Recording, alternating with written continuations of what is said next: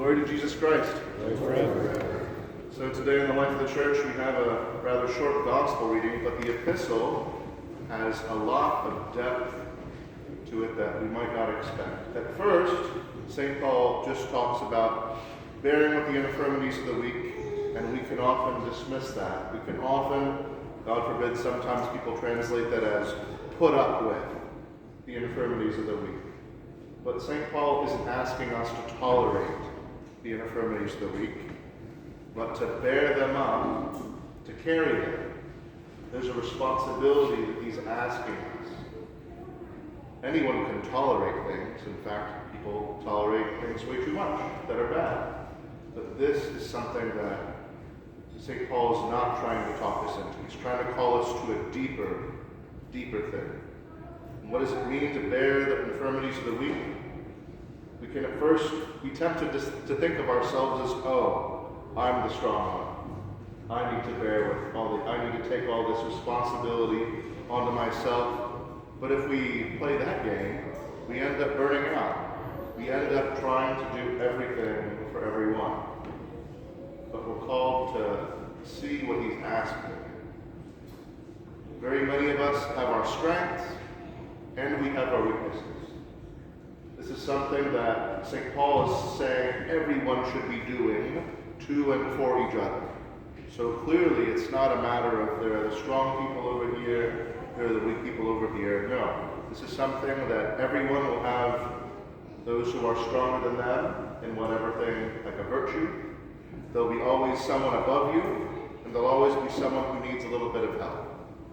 So this is something that we're all called to here. He's not talking about one or the other.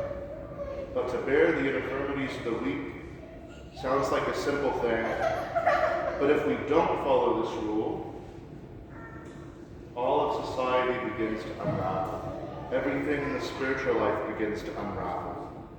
At the most basic level, if a father and mother don't want to bear with the infirmities of their children, don't want to tolerate and bear up the weaknesses of their children, the family breaks apart. And in fact, this is a reason, aside from economic concerns and people wanting to be at a certain level before getting married, a lot of young people outside the church say this is why they don't want to get married. Because they don't want to put up with the infirmities of children. They don't want anything that would demand of their time and self-sacrifice. In the workplace, it's the same way. When someone who should be leading a company, leading a team, doesn't want to bear what his employees have to offer, he becomes a tyrant. He becomes a boss who gives them a quota instead of someone who shows them the way. In politics, we see a lot of people-pleasing, a lot of self-pleasing. People treat the position as something they can come into, and then a couple of years if they're elected out, that's fine. We even see in our culture self-pleasing as the goal. How many companies, I'm not going to name any names, but have as their catch line something self-serving, like have it your way.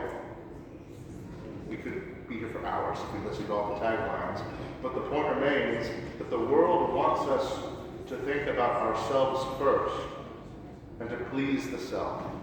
But when we end up doing that, we find out we're more hungry, that we've scratched the itch, but we're not satisfied. But it's when we bear patiently, through difficulty, anything that we set our mind to, whether it's a career, a family, a marriage, our own spiritual life, we're going to go through periods that are dry, that are difficult, that are uncomfortable. But Christ and St. Paul in the epistle are not calling us to be comfortable all the time. Discomfort comes for every one of us. It doesn't matter what career, what our family life is like. We all have difficulties, but when they do come, we are supposed to carry them. We're supposed to give of ourselves in a sacrificial way. St. Paul doesn't say this is something we should do to be a good citizen, again, for all the things before, to be a good father, good parent, good person in our workplace, although that's true. But he says we should do it because this is what Christ has done for you. And so as God's children, We are called to do what God does for everyone else. And if we even abstract it, we can fall into a danger. We can say, okay, I'll bear the infirmities of the weak. We can do what Thomas Rousseau did, say, oh, I love humanity, but it's people I can't stand. We can abstract things so far and ignore the real people that have our needs in front of them. If we, John Chrysostom says, if we ignore the beggar in the street, if we don't see Christ in him, then we're not going to find Christ in the chalice. That instead we'll receive judgment at the chalice. Again, I'll repeat, if we don't find Christ in the beggar on the street, we're not going to receive Christ in the chalice. This is how integral this concept is for our entire lives. That we need to imitate Christ in his self-emptying, in his sacrificial love. And even it's for this reason that evil is in the world. That there are schisms in the church. People don't want to put up with one another. People don't want to share responsibility. Whether it's the recent SSPX schism or any other internal struggle in the church, it's for this reason. And even this is the reason why Satan himself fell.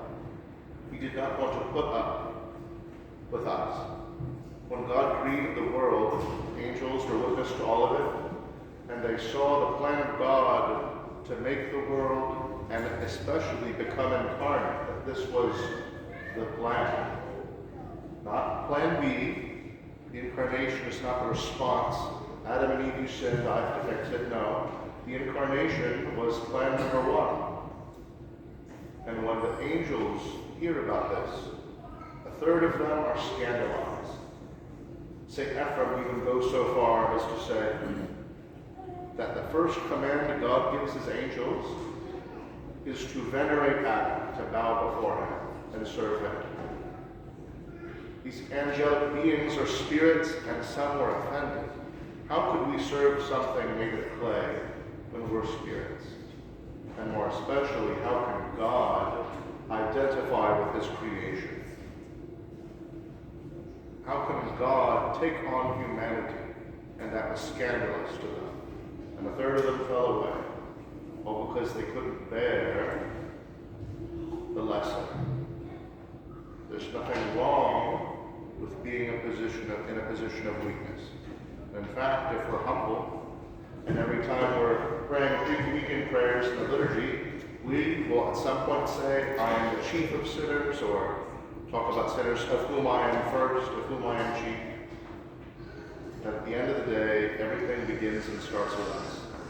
We have our strength, we have a duty to help those who are beneath us, or rather, have growth areas.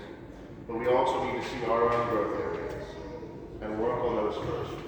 Otherwise, the church will be a bunch of individuals. Individuals can have their own plans, their own agendas, their own preferences. But when we cease to become a bunch of individuals and become one body, that is when the world changes. That's when people on the outside say, you have something that I don't have. I want a piece of it.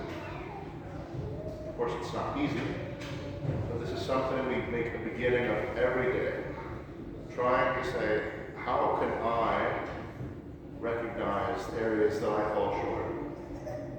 And how can I be there for people in my daily life, in the immediate? Yes, I give alms. Yes, I pray for people all over the world. But who are the people in my life I can help today, that I can help right now? Even if all I can offer is a quick prayer, is a saying of, I see you, I hear you, you can come to me if you need anything. It's in these little daily activities that salvation consists of, that the living of our calling, according to Christ, is in these little daily things. So as we continue on in the liturgy, confessing ourselves again to be the first of sinners, we come to the only person who, more than any human person in our life, can help us, Jesus Christ, who has not, like a tyrant, given us a list of tasks to do in order to be a good person, but he has said, follow me, has shown us by his incarnation, his death on the cross, and his resurrection, that we have a share in this too. May the same Christ who has sacrificed himself and continues to sacrifice himself show us how to do the same. Lord Jesus Christ.